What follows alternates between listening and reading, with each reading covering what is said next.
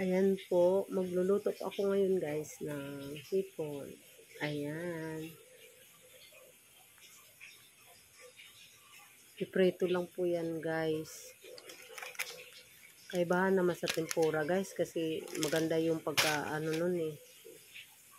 Ayan, yan lang po guys. Kinukulang kasi yung aking bread crumbs. Kaya, dinagdagan ko rin ng ano, yung isang klase.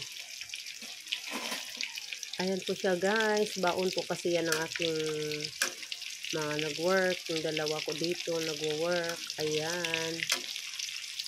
Piniprituhan ko po sila niyan.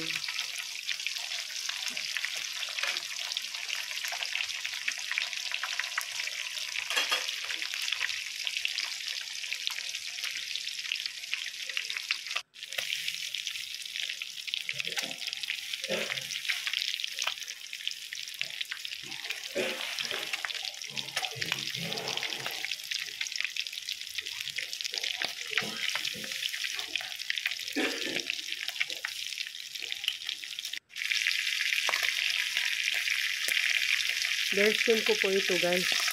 Hindi ko alam kung ano din ang sa inyo. Ito lang kasi ang alam ko rin. Ayan siya. Madali lang pumapula yung ano niya. Mantika po.